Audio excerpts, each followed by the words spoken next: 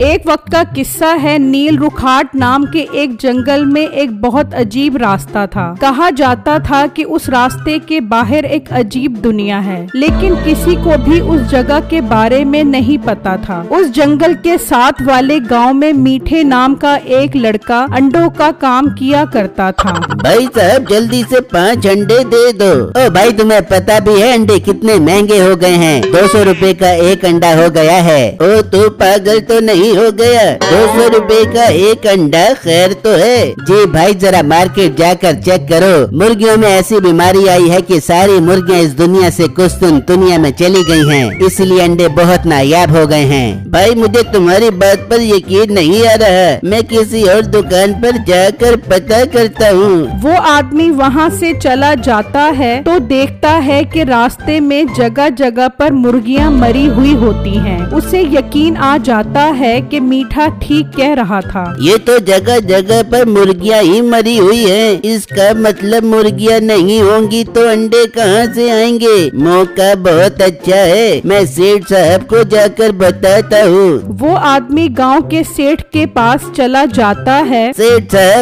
साहब मैं आपके पास बहुत अच्छी खबर लेकर आया हूँ। क्या खबर लेकर आए हो? वो आदमी सेठ को सारी बात बताता है, जिसे सुनकर वो भी हैरान हो जाता है। हाँ सुना तो मैंने भी है कि बीमारियों की वजह से सारी मुर्गियाँ मर गई हैं और अंडे बहुत नायाब हो गए हैं। जी सेठ साहब मौका बहुत अच्छा है, मीठे के पास बहुत सारे अंडे हैं, आप उससे खरीद लो। उनका रेट बहुत ज्यादा बढ़ जाएगा, फिर आप उन्हें बेचना तो मुनाफा भी बहुत ज्यादा होगा। बात तो तू बिल्कुल ठीक कर रहा है, चलो फिर उससे सारे अंडे खरीद कर आते हैं। वो सेठ अपने मुलाजमों के साथ मीठे की दुकान पर पहुंच जाता है और उससे अंडे खरीदने का कहता है। सेठ साहब बड़ी माजरत के साथ अब मैं इन अंडों को नहीं बेच सकता, क्योंकि अंडों की कीमत दिनों में नहीं बल्कि घंटों के हिसाब से बढ़ रही है, इसलिए मैं ये अंडे नहीं बेचूंगा, बल्कि जब एक अंडे की कीमत 1 लाख रुपए होगी तब बेचूंगा। ये सुनते ही सेठ की लालच बहुत बढ़ जाती है। कैसे नहीं बेचेगा तू अंडे? मैं गांव का सेठ हूँ, पहले तो मैं तुझसे पैसों के अंडे खरीद रहा था, लेकिन अब मैं पैसों के नहीं बल्कि सारे अंडे फ्री में लेकर जाऊंगा। सेठ साहब ये आप क्या कह रहे हो? मैं जो कह रहा हूँ ठीक कह रहा हूँ, चलो इसे दरख्त के साथ बांध दो। उसके मुलाजिम मीठे को दरख्त के साथ बांध देते हैं और मीठे के सारे अंडे लेकर चले जाते हैं। मीठा बहुत परेशान हो जाता है, तभी वहाँ से एक लड़का गुजरता है। भाई साहब मुझे खोल दो, मुझे सेठ ने दरख्त के साथ बांध दिया है और मेरे सारे अंडे भी ले गया है। ओह भाई ये तो आपके साथ बहुत ज्यादती हो गई। मेरे पास भी बहुत सारी मुर्गियाँ थी, लेकिन बीमारी की वजह से मर गई और जो उनके अंडे थे वो मैंने संभाल कर रख लिए। अरे भाई वो सेठ बहुत लालची है, वो तुम्हारे अंडे भी ले जाएगा। जितनी जल्दी हो सके वो अंडे छुपा दो, क्योंकि अब अंडे इतने महंगे हो जाएंगे कि एक अंडा सोने के दामों में बिकेगा। भाई आप ठीक कह रहे हो, मैं आपको खोलता हूँ, फिर हम दोनों मिलकर वो अंडे जंगल में छुपा देते हैं। ठीक है मेरे भाई जल्दी करो। फिर बिट्टू मीठे को खोल देता है और वो दोनों बिट्टू के घर की तरफ निकल जाते हैं। और जब बिट्टू के घर पहुँचते हैं तो मीठा इतने सारे अंडे देखकर हैरान रह जाता है। अरे बिट्टू तुम्हारे पास तो बहुत सारे अंडे हैं, चलो जल्दी इन्हें समेटो, फिर हम इन्हें जंगल में जाकर छुपा आते हैं। फिर वो सारे अंडे इकट्ठे करते हैं और टोकरी में रखकर वहाँ से ले जाते हैं। वो अंडे छुपाने के लिए जंगल की तरफ जा रहे होते हैं कि उस सेठ का मुलाजिम उन्हें देख लेता है। अच्छा तो ये अंडे लेकर जा रहे हैं, मैं भी सेठ को बताता हूँ। वो सेठ के पास जाता है और उसे बताता है कि उसने मीठे और बिट्टू को अंडे ले जाते हुए देखा है। ओ कमकल वो अंडे लेकर कहाँ जा रहे थे? सेठ साहब ये तो मैंने देखा नहीं, अकल नहीं है तेरे अंदर, पता नहीं वो अंडे कहाँ लेकर गए होंगे। चलो कोई बात नहीं, वो गुजरेंगे तो उसी रास्ते से ही ना, हम वहाँ चलकर खड़े होते हैं। फिर वो सब उसी रास्ते पर आकर खड़े हो जाते हैं। वहाँ मीठा और बिट्टू उस जंगल में पहुँच जाते हैं और खुदाई करके सारे अंडे वहाँ छुपा देते हैं। बिट्टू की नजर उस रास्ते पर पड़ती है, लेकिन वो नजरअंदाज कर देता है। वो अंडे वहाँ छुपा कर चले जाते हैं और जब वो वहाँ पहुँचते हैं तो सेठ अपने साथियों के साथ वहाँ पर खड़ा होता है। आओ आओ, मैं तुम्हारा ही इंतजार कर रहा था। कहाँ छुपा कर आए हो वो अंडे, जल्दी बताओ। सेठ साहब, वो अंडे मेरा कुल सड़माया है, मेरी सारी मुर्गियाँ मर गई। अब मेरे पास उन अंडों के अलावा और कुछ नहीं है। अपना मुंह बंद कर और बता अंडे कहाँ हैं। मुलाजिमों, इन दोनों को बांध दो। उसके मुलाजिम उन दोनों को बांध देते हैं। मीठा बहुत डर जाता है। सेठ साहब, मैं आपको बताता हूँ वो अंडे हमने कहाँ छुपाए हैं, पहले मुझे खोलो।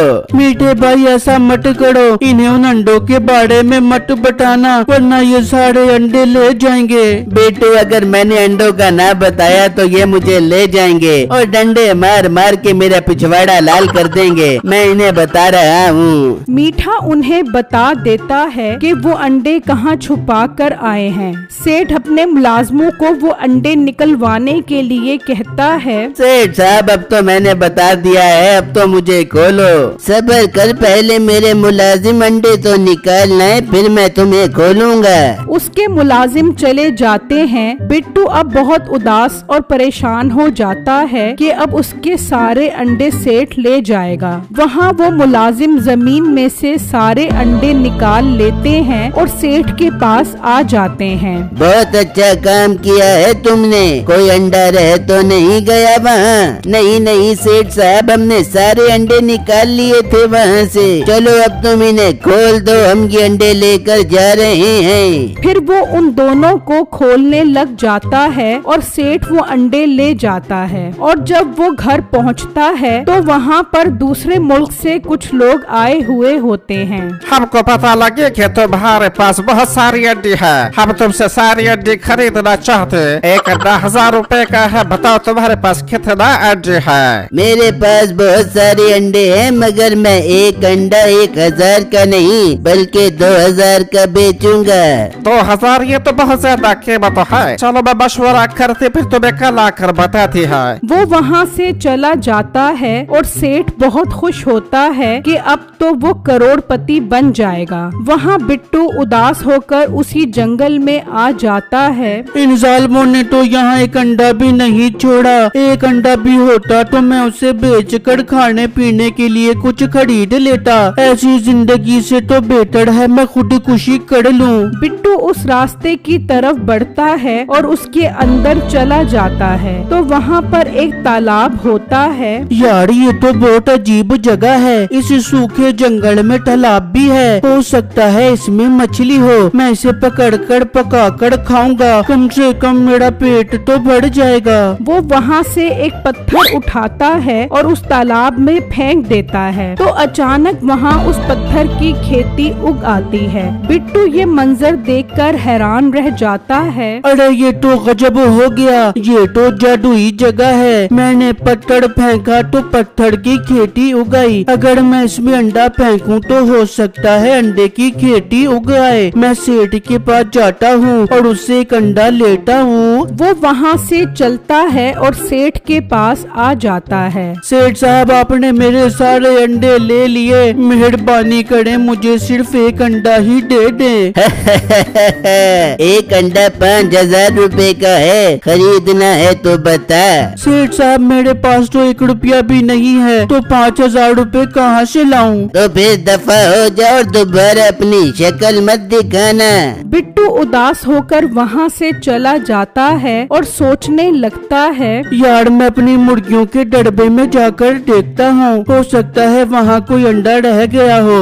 बिट्टू जल्दी से अपनी मुर्गियों के दड़बे में आता है तो देखकर खुश हो जाता है कि वहाँ पर एक अंडा पड़ा होता है। वो वहाँ से वो अंडा उठा लेता है और जंगल में उसी जगह पर आता है और तालाब में वो अंडा फेंक देता है तो देखते ही देखते वहाँ अंडों की खेती उग आती है। बिट्टू बहुत खुश हो जाता है और वो वहाँ से अंडे तोड़ने लग जाता है और टोकरी में डालकर वो अंडे वहाँ से ले जाता है। वहाँ वो अरबी भी सेठ के पास पहुँच जाते हैं। आए अरबी साहब, मैं आप ही का इंतजार कर रहा था। हमें मंजूर है, हम तुमसे एक एक अंडा 2000 रुपए का खरीदना बाटे। कितने अंडे हैं तुम्हारे पास? मेरे पास बहुत सारे अंडे हैं, सारे ही अंडे 2000 के हिसाब से खरीद लो। रुको जाओ अरबी भाई, ये सेठ फड़ाडी है, इसके पास सारे अंडे चोरी के हैं। इसने मेरे और मीठे भाई के अंडे चोरी किए हैं। मेरे पास बहुत सारे अंडे हैं, मैं आपको एक अंडा 100 रुपए का दूंगा। बेटू तुम्हारे पास इतने अंडे कहाँ से आ गए? मेरे पास इतने सारे अंडे हैं कि सारी जिंदगी खत्म नहीं होंगे। अरबी भाई मैं एक शर्त पे आपको अंडे बेचूंगा, पहले सेठ को पुलिस के हवाले करो। ये कोई मसला नहीं है, इस चोर को तो इसकी सजा में लगे। मैं अभी पुलिस को बुलाना बाटे। ये सुनते ही उसके मुलाजिम वहाँ से भाग जाते हैं और सेठ अकेला रह जाता है। बेटू मुझे पुलिस के हवाले मत करो, मैं तुम्हारे सारे अंडे वापस कर देता हूँ। अपना मुंह बंद कर, मुझे 2000 रुपए का चोरी का अंडा बेचती, तेरी तो खैर नहीं। उस सेठ को उसके किए की सजा मिल जाती है और बिट्टू उस अरबी के साथ अंडों का कॉन्ट्रैक्ट कर लेता है और ट्रक भरकर अंडे बेचता है।